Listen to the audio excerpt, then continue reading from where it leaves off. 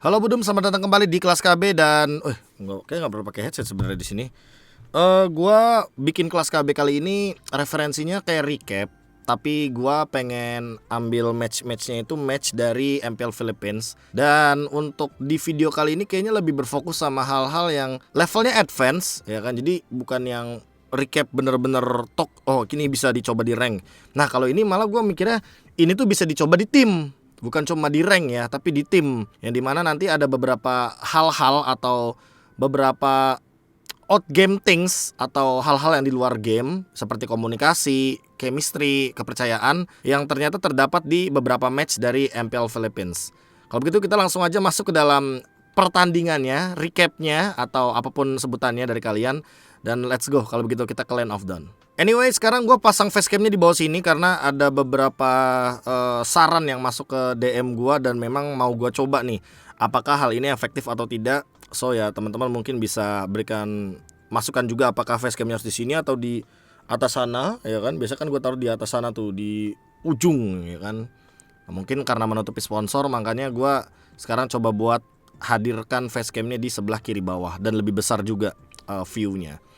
Jadi gini, yang pertama kali gua notes adalah pertandingan TNC versus Brand Esports. Dan kalau teman-teman lihat di sini keadaannya adalah teman-teman dari tim Brand Esports sedang unggul dari segi objektif turret.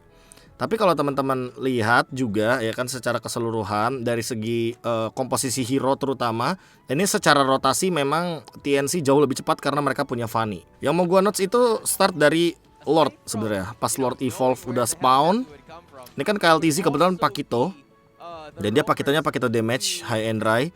Jadi tentu kita di sini udah bisa ada gambaran ya bahwa memang ini adalah pertandingan damage dealer jungler versus damage dealer jungler. Jadi nggak ada yang bakal ngebadanin lama-lama untuk Lordnya. Nah, ini udah mulai kelihatan nih kayak TNC ngelihat atau notice bahwa KLTZ ini kan sebagai assassin jungler melakukan kontes Lord.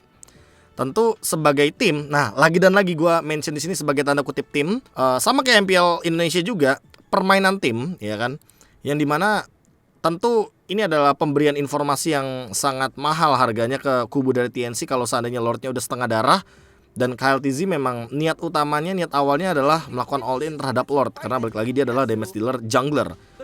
Out of nowhere, di sini Bentings melakukan sesuatu yang sangat luar biasa itulah Iron Hook yang sangat mengejutkan sekali karena bareng sama Flicker, ya kan. Timingnya pun pas banget. Teman-teman bisa lihat, ini dia Iron Hook, Flicker, dan langsung dapat connect juga ultimate-nya si Bennett Rage dan Lordnya kereset. Oke, hal pertama adalah KLTZ ini tumbang untuk lama banget ya kan. Kalau kalian bisa lihat sendiri bahwa dia tumbang 48 detik. Jadi menurut gue ini angka yang sangat lama sekali. Dan kalau misalkan kita lanjutkan pertandingannya, ada satu hal yang menarik dari Bentings. Kalau teman-teman notice, ini kalau bisa bahkan kameranya ke Bentings full dan ke arah mid lane. Escalera sama Hesu ini dua orang yang bekerja sama untuk membersihkan wave minion dan juga mengkontrol area mid lane agar tidak terjadi split push. Begitu juga dengan King Kong yang hadir di dalam area jungle, bahkan dari bawah dia clear dulu, dia baru join ke arah Lordnya. 25 detik Lord masih ada juga. KLTZ 20 detik. Nah, di 20 detik ini sebenarnya ada satu movement dari Brody di arah bawah yang sangat ternotis sepertinya dari kawanan TNC. Sehingga ketika King Kong yang tadinya niatnya mau all in ke arah Lord, dia malah milih untuk mundur.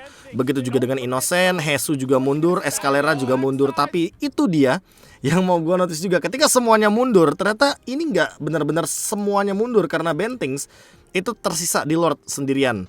Ketika KLTZ-nya masih ada sekitar 10 detik untuk hidup ke Land of Dawn. Tentu dengan banyaknya member, terutama ini trionya TNC pada pulang ya kan, mau mengincar ke arah Brody, mau mendapatkan Super Marco karena Super Marco mau melakukan endgame. Karena emang detikannya kan detik 27 nih, jadi nggak banget kalau misalkan minion itu bakal muncul, masih terlalu jauh gitu loh.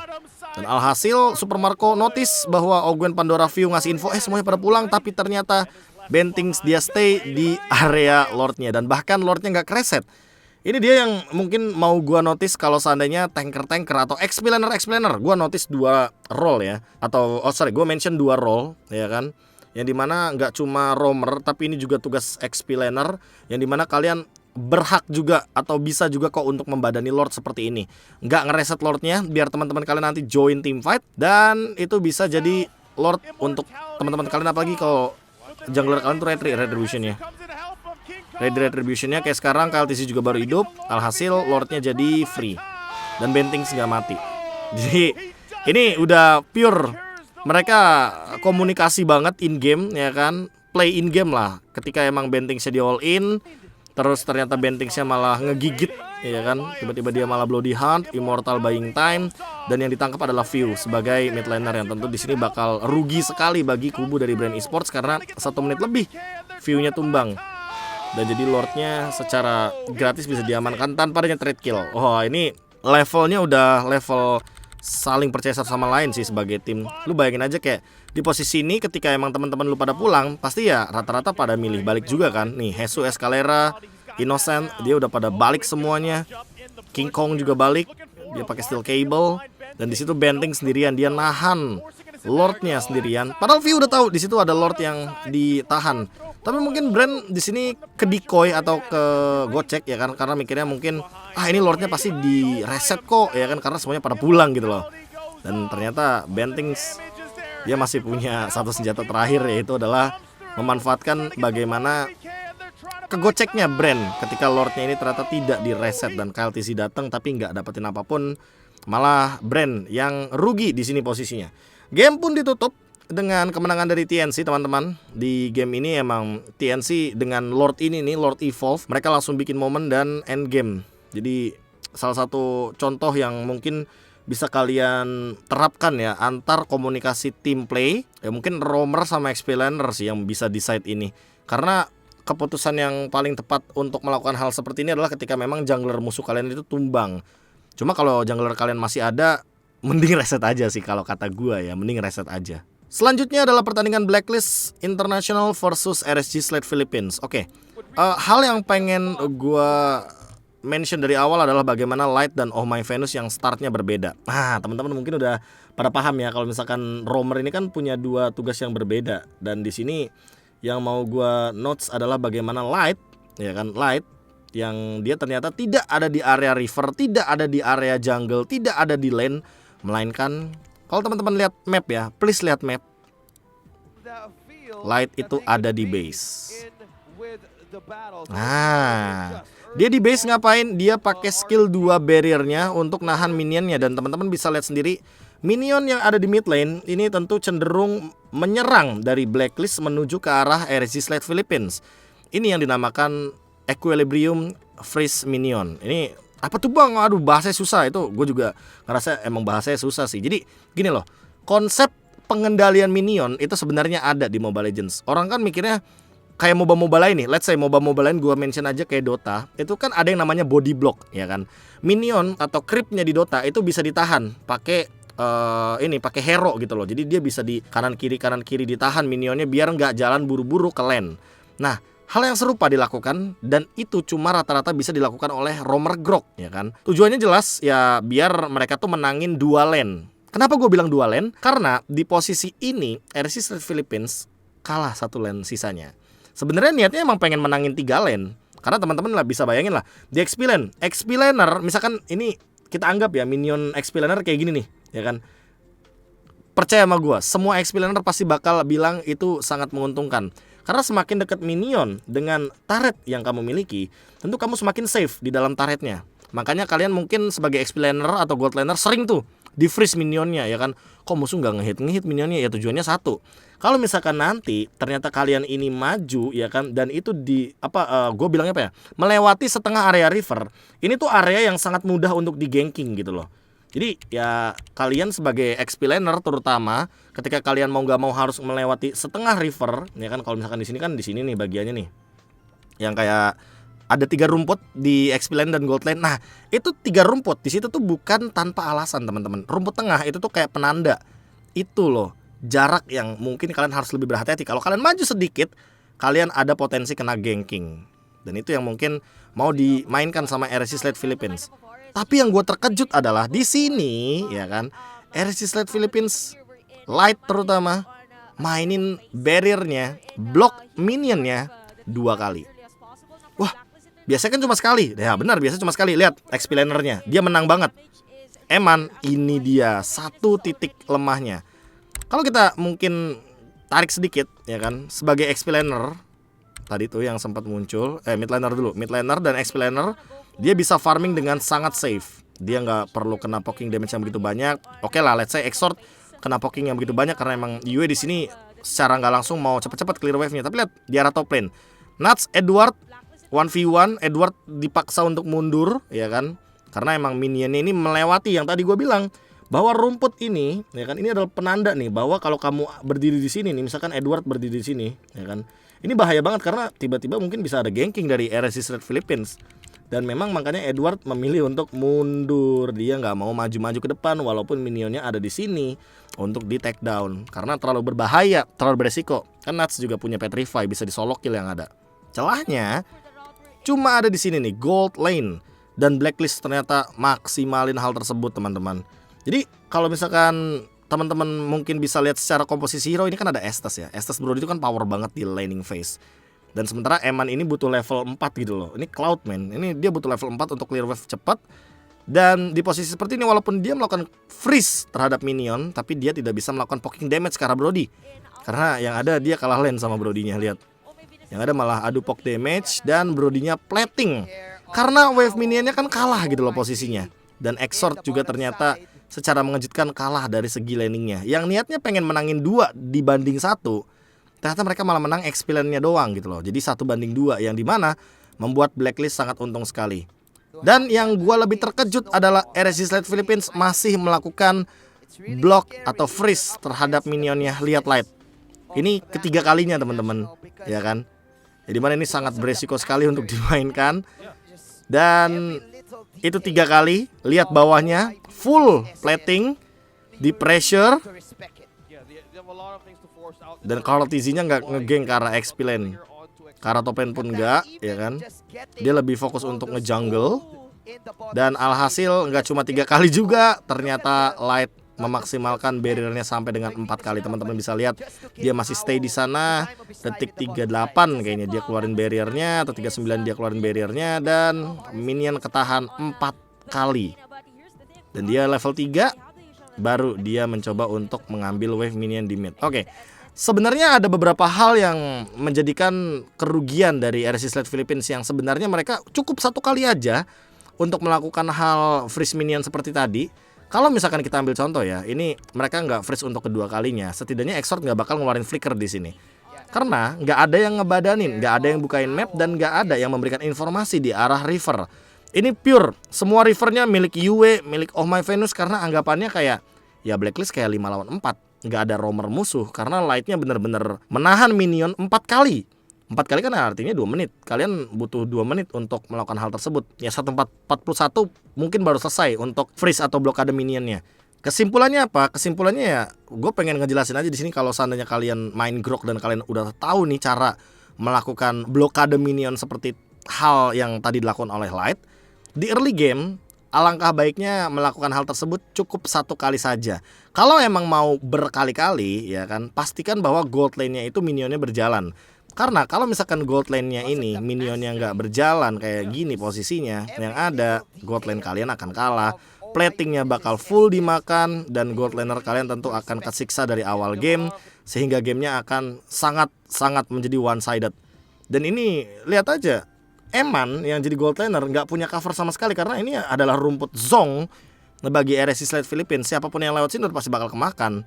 Yang kayak gue bilang tadi, bahwa strat seperti ini bagus, komposisi seperti ini bagus, strategi kayak gini bagus, tapi alangkah baiknya dimaksimalkan kalau memang kebutuhannya tuh udah terpenuhi. Salah satu contohnya adalah ya si XP laner menangin laningnya, atau si mid laner menangin laningnya, baru mungkin kalian bisa ngelakuin blokade minion kayak tadi. Bang, ada syarat lain gak sih biar nanti mungkin minion yang diblok pakai Grok ini ya kan bisa dilakukan di lain tempat? Ya sebenarnya bisa. Salah satu jawabannya adalah ketika kalian dapat Lord. Nah, kalian dapat Lord itu, kalian boleh banget, bahkan gua sangat rekomendasikan, boleh banget untuk ngelakuin blokade terhadap Lord atau minion yang muncul sebagai super minion. Tujuannya jelas, biar Lordnya makin lama untuk berjalan, sehingga semakin lama Lord hidup, super minion yang muncul akan semakin banyak. Ya rumus simple lah yang tentu kalian bisa ketahui. Dan ini dia salah satu contoh yang, nah kalau ini jangan ditiru ya teman-teman ya. Boleh ditiru, tapi emang kalau misalkan kalian menangin mid lane dan juga XP lane-nya, biar nanti si jungler dan mid laner-nya itu bisa bantu si gold laner. Karena ini gold laner-nya kesiksa banget men. Lihat, yang tadinya niatnya pengen menangin 2 lane, ternyata malah menang 1 lane doang di XP lane doang. Dan itu yang menjadi kerugian bagi RSC Slot Philippines. Early game punya blacklist dan kemakan early gamenya sampai dengan 2-0 buat blacklist di game ini. Lagi dan lagi pertandingan Echo versus TNC, tapi gue ambil game pertama. Yang pengen gue kasih gambaran adalah Roamer XP laner lagi. Nah emang ini dua role yang menurut gue chemistry-nya tuh harus ada. Terus kalian harus punya pemikiran yang sama, tujuan yang sama, yaitu adalah ketika di kontes Lord, jauhkan Lord dengan jungler musuh. Nah cara dari TNC dengan 8.000 gold leading ketika emang di sini Yawi udah tumbang 6 kali, yang dimana Yawi kalau misalkan dia melakukan The Way of Dragon atau kick ult ke arah siapapun belum tentu bisa di all in karena perbedaan goldnya 8.000. Nah, poin terpenting adalah King Kong sama Carl TZ kan di sini levelnya sama-sama level 15. So, apa yang akan dilakukan sama TNC? Ya kan? Kalian mungkin kameranya fokus ke Benting sama Bentings dan Hesu. Dan ini yang mereka lakukan. Mereka ngegangguin Carl TZ, di Bloody Hunt, di slam, dijauhin sama Lord dan Retribution jadi nggak kepencet. Walaupun sebenarnya di sini King Kong agak sedikit miss Retribution dan untungnya Escalera pegang dari Retributionnya. Oke, lagi-lagi ya, connection atau koneksi antar XP laner dan roamer ini sangat diperlukan sekali. Karena ketika kalian menjauhi si jungler musuh ya kan daripada Lord atau dari Lord tempatnya, itu tentu akan menguntungkan sekali bagi tim kalian sehingga tidak ada yang namanya pencurian terhadap Lord. Dan ini lihat si Fredrinnya Carl TZ jadi nggak begitu fungsional dalam tim fight besar. Benny Cutie juga nggak bisa dapetin banyak hero. Terus Sanford, Arlott ya kan dia bener-bener kesiksa banget. Sanji pakai Yves dia juga dipaksa buat mundur. Jadi trade-nya 1 tuker 2, bahkan TNC dapetin Lord dan Bentings. Lihat, dia cari itu siapapun yang tersisa di dalam area jungle-nya. Dan gak cuma sampai sini. Ini ada salah satu cara juga untuk memanfaatkan bagaimana komposisi hero. Nah ini juga yang pengen gua notice nih. Sebentar ya, gua tarik sampai momennya pas. Oke, ini dia momennya. Pasca Yves dari Sanji. Oke, gua mungkin ini aja kali ya, gue kasih kenapa si Sanji tiba-tiba mati ya. Nih posisinya di sini sebenarnya. Posisinya awalnya ketika emang King Kong ya kan. Ini juga mungkin bisa jadi referensi baru lah buat para pemain Lancelot tank jungler. Kalau King Kong itu di sini bikin item yang berbeda, yaitu adalah Thunderbelt, Garden Helmet. Dia bikin Endless Battle dan dia bikin War Axe. War Axe jelas lah untuk item late game-nya Lancelot tank, biar nanti dia tuh lebih sustain untuk team fight. Tapi Endless Battle tujuannya apa? Tujuannya jelas untuk nambahin true damage ke arah lawan kalian. Sehingga hero-hero tebal, hero-hero tipis sekalipun pasti bakal kena impact-nya. Dan ini akan menguntungkan bagi Lancelot tank karena kan Endless Battle juga punya penambah darah. Makanya kalian jangan kaget pas ngeliat Sanji. Sanji kan mau ambil Magic Sentry ya kan. Tentu di sini ada delay time nih untuk dia ambil Magic Sentry. Dan itu dimanfaatkan sama King Kong. Dia lihat minion sebagai stepnya dia, dan dia langsung mengancam ke arah Sanjinya, Reward Manipulation. Tapi lihat Phantom Executionnya sesakit itu. Ini setengah darah plus shield absorb loh. Dan itu langsung hilang. Itu satu ya kan cara melakukan atau memaksimalkan komposisi hero. Karena Lancelot ini kan bisa di build hybrid juga. Terus dia dapat Carl TZ juga, dia dapat ke arah Fredrin, immortalnya pecah. Lihat, even though itu hero tank tuh bener-bener terancam gitu loh. Dan ini dia nih, yang gue maksudkan untuk ngobrolin soal komposisi hero. Posisinya 5 lawan 4, bahkan Innocent juga baru join. Gimana caranya TNC bisa endgame ke arah Echo? Salah satu caranya kan memang mereka manfaatin KDA atau Kill Death Assist lah. Mereka all in menuju ke arah hero. Nah di sini ada minion, tentu kalau ada minion nggak bisa dong mereka langsung end game, harus hero dulu atau enggak ya mereka harus objektif dulu. Turret kita ambil contoh. Out of nowhere ternyata Bentings dapetin Yawi, ini yang gue kaget juga sih. Nah ketika Bentings dapetin Yawi, lihat yang dilakukan sama Escalera. Lihat yang dilihat nggak tuh? Escalera cuma target karena Benny Cutie. Kenapa dia target karena Benny Cutie? Nah jawabannya jelas lah ya, karena Bentings ini kan dapetin Yawi, dan Yawi ini yang bisa nangkep Escalera. Walaupun Escalera ya balik lagi dia punya Purify. Tapi poin terpentingnya adalah tanpa adanya Yawi di sini ya Escalera bebas, Innocent bebas. Jadi ya udah tinggal damage aja ke damage dealer musuh. Kasih damage deal kalian ke damage musuh ya kan. Itu sebagai damage dealer musuh udah tumbang, mereka nggak bakal bisa punya backup, dan alhasil end game buat TNC pas lawan Echo. Dan ini gamenya jadi 2-0 teman-teman. Gue nggak terlalu mau note soal retribution, tapi bagaimana cara komposisi TNC untuk mematahkan, bagaimana setup dari Echo itu ternyata cantik banget kalau misalkan kita lihat secara detail. Dan lagi-lagi lihat King Kongnya, dia punya damage gitu loh. Ke turret dia punya damage, dia pakai Demon Slayer, dia punya Endless Battle, dia punya War Axe. Makanya dia bisa endgame secara paksa. Dan ini yang mungkin perlu kalian perhatikan lagi sebagai mid laner ya, atau damage dealer. Mau marksman, mau mid laner. Kalau misalkan yang benar-benar bisa nangkep kalian ini udah tertangkap duluan sama teman kalian, cobalah untuk memberikan damage deal kalian, ultimate kalian kepada damage dealer. Diincar belakangnya daripada depannya. Depan itu urusan roamer. Roamer dapat syukur. Lu tugasnya nge-cover. Kira-kira ada nggak nih yang bakal bisa nge-backup siapapun yang ditangkap sama roamer gua. Apalagi ini kan Chow versus Franco ya, di mana sama-sama metode pick off. Iron Hook di sini bisa di-deny juga sebenarnya, dan Yawi nggak punya flicker, jadi kemungkinan besar dia tumbang tuh gede. Benny Cutie sebenarnya bisa untuk nge-backup, tapi jangankan untuk nge-backup, dia baru mau nge-clear wave minion aja udah nerima damage sebanyak ini. Dan ini dia salah satu tugas mid laner yang terlupakan, yaitu adalah menjadi cover. Bukan follow up juga bukan ya kan, karena balik lagi follow up terkadang damage-nya cukup. Teman-teman bisa lihat di sini King Kong pakai ultimate aja udah maksain si Yawi untuk mundur-mundur ke belakang biar dia nggak offense gitu loh. Chow kalau udah pakai skill 1 kan dia cooldownnya lumayan lama. Jadi ya satu movement dari Chow kayak gini udah bikin dia nggak bisa offense ke depan karena lagi cooldown skill-skillnya. Dan Escalera dia tinggal tetes dari jauh, nggak ada yang bisa deny dia, nggak ada yang bisa cancel dia, free kill. Solo bahkan ini hitungannya Escalera versus Benny Cutie. Dan ini yang membuat TNC power banget sih. Di game keduanya juga mereka melakukan hal yang serupa. Jadi teman-teman bisa lah ya mungkin mengimplementasikan, atau sekarang udah belajar targeting. Kayak misalkan kalian pakai hero-hero yang high ground, daripada mungkin kalian lock hero-hero yang tebel ya kan, atau kasih damage ke hero yang tebel, mungkin bisa dari yang belakangnya dulu. Dikasih poke damage saja, biar musuh kalian gak bisa nge-follow up damage. Jadi kalau misalkan follow up-nya gak ada, musuh kalian pasti bakal kurang damage, dan disitu kalian bakal menang team fight sebenarnya.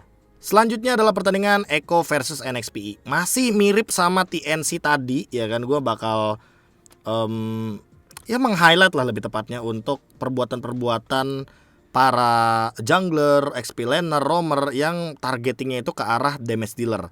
Nah tadi kan mid laner nih ya kan yang mendeliver damage. Sekarang itu yang punya crowd control, yang punya efek-efek stun. Di sini posisinya Echo unggul 10.000, teman-teman bisa lihat sendiri, dan Lord dipegang sama teman-teman dari Echo. Carl TZ di sini coba buat cari informasi sebanyak mungkin, ya kan. Dia ada kemungkinan nih Lordnya bisa di snatch sama Boyet, karena Boyet juga level 15 posisinya, menit 20 ya, levelnya sama-sama kuat gitu loh di sini. Sebenarnya dengan posisi seperti ini yang pertama kali bikin move adalah NXPE. Domeng dengan Cloud dia langsung BMI dan menuju ke arah Sunford. Sunford ditarik, Brusco respon ultimate, dan itulah yang memicu bagaimana conceal play flanking daripada Echo. Ah ini dia nih, salah satu metode yang kita tahu lah, EVOS pakai ini, Echo pakai ini. Beberapa kali juga mungkin kita melihat, bahkan udah mulai terbaca cara bagaimana untuk melakukan flanking. Dan tiba-tiba pas Sunfordnya hampir tumbang, Domeng ini udah ngelihat posisi dari Yawi, Sanji ya kan, apalagi Boyetnya juga ready di samping sana. Dan target utama yang ditarik sama Yawi itu bukan Domeng, karena kebetulan Domengnya out of range kayaknya, dan emang yang paling terdekat adalah Ruby-nya, Brusco. Ini Brusco-nya ketarik ya kan. Ini sebenarnya gue bisa bilang fatal mistake, bisa. Karena apa? Karena yang ditarik adalah sosok roamer. Jadi ya mungkin impactnya nggak begitu powerful banget. Karena kebetulan di sini Brusco-nya masih punya flicker. Tapi teman-teman notice nggak? Ada yang nggak punya flicker, dan itu adalah Domeng. Plus di belakangnya adalah Benny Cutie. Ya tanker killer lah, kita tahu sendiri. Karina mau setebal apa, tumbang kena Kari. Brusco mau setebal apa, dia juga tumbang kena Kari. Dan posisi di sini Domeng udah nggak punya flicker, jadi akan sangat mudah sekali bagi teman-teman dari Echo untuk menangkap ke arah NXPE. Tapi kalau teman-teman notice lagi, yang movementnya paling brutal menurut gue adalah Carl TZ.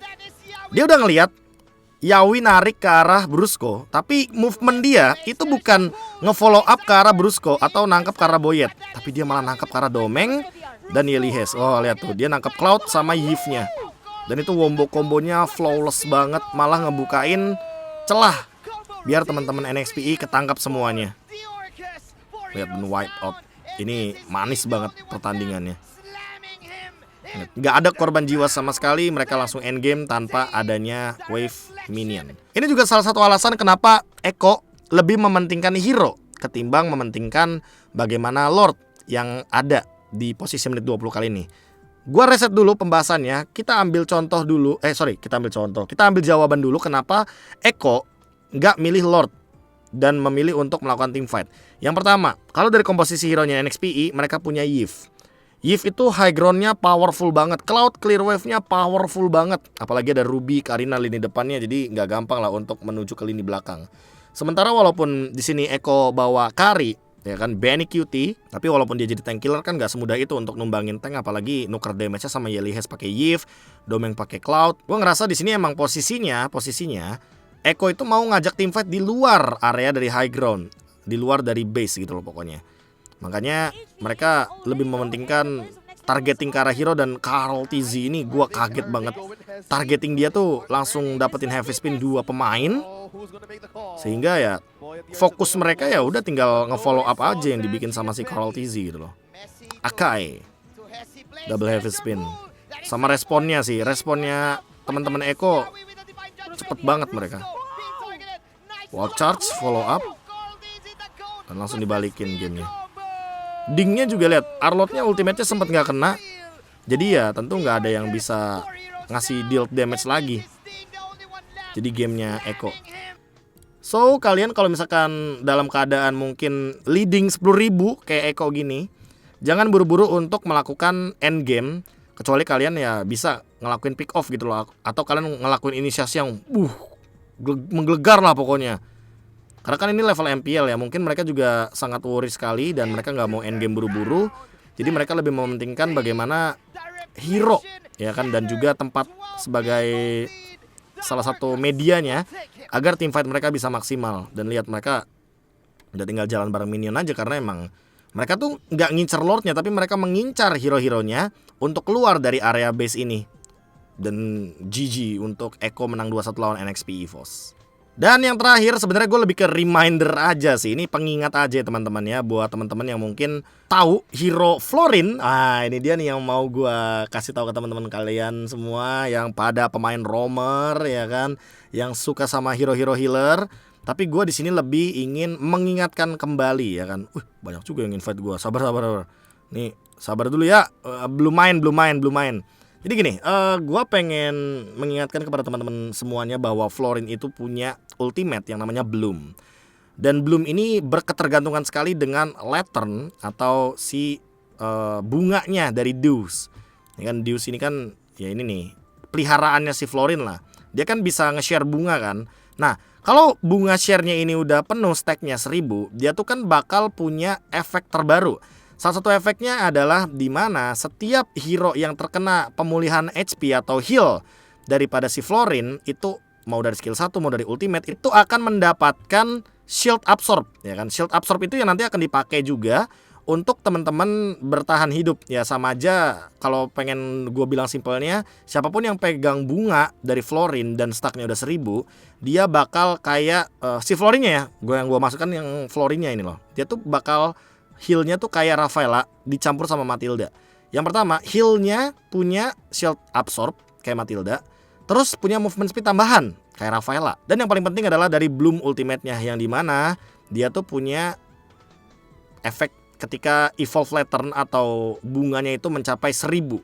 Yaitu adalah menghapuskan efek HP regen dan shield reduction pada hero satu tim dan membuat mereka menjadi kebal terhadap efek tersebut selama 3 detik setiap kali pemulihan berlangsung. Jadi teman-teman bisa bayangin nggak, di late game item seperti Necklace of Durance, Dominance Ice, Sea Halberd itu tidak berpengaruh sama Florin. Jadi dengan kombonya Florin, gue ngerasa ya di patch baru nih, apalagi Florin itu kombonya kalau team fight itu antara 1-3-1, atau kalau misalkan emang kalian udah kepepet ulti 1. Nah itu dia salah satu combo yang paling masuk daripada Florin itu sendiri. Gue ngerasa ini efeknya luar biasa OP loh, overpower. Karena item seperti Dominance Ice, Necklace of Durance, atau bahkan si Halberd, mereka nggak bakal bisa deny yang namanya heal daripada Florin. Apalagi kalau Florinnya udah punya satu item ROM lagi tuh, ya kan, Favor. Nah balik lagi, kita ngobrolin lagi soal Oh My Venus dengan Florinnya. Di sini kalau misalkan teman-teman lihat, all itu dapetin shield absorb, ya kan? Nih, shield absorb, dapetin movement speed juga. Teman-teman bisa lihat sendiri efeknya. Nah, dapetin movement speed sedikit dan lihat bagaimana heal dari Florin dengan ultimate-nya. All masuk blazing duet, dia sekarat, heal dan heal. Kalian bisa bayangin ini di late game, menit 25 lebih, Florin mau musuh lu punya Dominance Ice, mau punya Necklace of Durance, mau punya si Halberd, efek healnya nggak bakal ke-deny selama 3 detik setelah ultimate. Jadi emang ultimate-nya Florin ini gue bilang sih overpower. Dan mungkin lebih ke pengingat aja buat teman-teman yang meng-underestimate Florin. Buat apa pick Florin? Untuk apa Florin? Ya untuk tim fight jangka panjang jawabannya, karena dia sebagai healer sangat powerful sekali, dan itu yang mungkin bisa kalian manfaatkan sebagai Florin. Nah Bang, gimana cuy cara untuk mendapatkan 1000 stack-nya, ya kan? Ya caranya mungkin kalian bisa tonton video gua di K-Breakdown yang lebih detail. Untuk match blacklist gua ada banyak banget di YouTube gua. Silahkan kalian tonton sendiri dan pelajari sendiri gimana caranya untuk mendapatkan 1000 stack dengan mudah dan cepat. Video Bang, TNC versus Eko, down, ya kan? TNC versus Brand juga down, karena gue lebih mau memberikan spesifikasi detail dan mungkin bisa kalian terapkan juga di tim kalian. Lagi dan lagi ya, walaupun tim kecil, tim warkop ala-ala, tapi gue tahu kalian tuh yang rata-rata mungkin ngikutin gue juga sering yang nge-DM gue juga sering menang kompe. Bang ini bang, gue habis menang turnamen ini. Ya gue ngerasa itu lumayan bisa membantu sedikit lah ya, walaupun mungkin tidak begitu banyak. Dan gue berharap nanti kita bisa belajar lebih banyak lagi di match-match yang kedepannya. Gue KB mohon pamit undur diri. Sampai jumpa lagi di video selanjutnya. Video selanjutnya apaan ya? Kalau nggak K-Breakdown, paling gue mau pre-match sebelum nanti di MPL playoff. Tapi gue cuma bikin satu video dan itu lebih menuju kepada drafting phase. Jangan lupa bahagia. Dadah.